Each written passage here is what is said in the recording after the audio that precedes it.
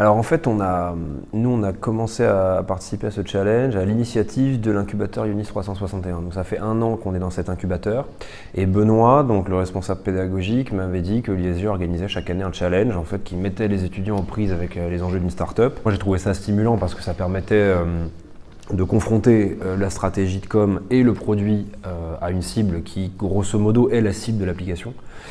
Pas uniquement, mais c'est une des cibles majeures. Et en plus, à des étudiants donc, qui ont une sensibilité au marketing, à la communication et au business, ce qui nous permettait à nous d'avoir à la fois un focus cible et un focus analytique. Donc on est mentoré par ailleurs par un ancien de l'ISG, Stanislas, donc, qui nous a conforté dans l'idée que c'était plutôt une bonne approche. Et c'est vrai qu'on a assisté à des très bonnes analyses, des très bons retours, et sur le produit et sur la stratégie, et donc on en est très satisfait.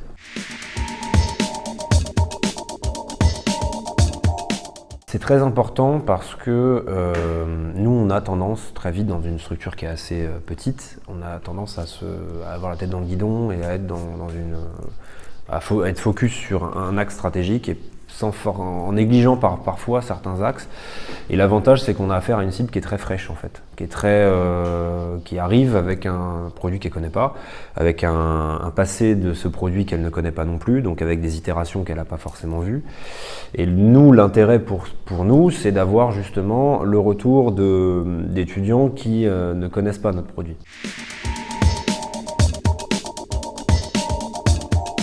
Et l'intérêt pour eux, l'intérêt donc pour les étudiants de travailler sur une problématique start-up d'une boîte très jeune, je pense qu'ils sont bien obligés d'itérer et ils sont obligés de partir de zéro. Donc d'aller faire des études quali, des études quanti, des projections, des business plans, comme nous on a fait en fait quand on a créé cette boîte. Et quand on crée une boîte, faut vraiment savoir où est-ce qu'on va.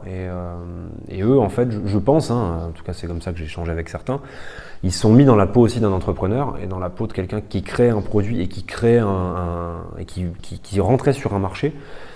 Et ça les a mis, à mon avis, ça les a confrontés à la réalité du marché, c'est-à-dire à la cible, au prix, à tout un tas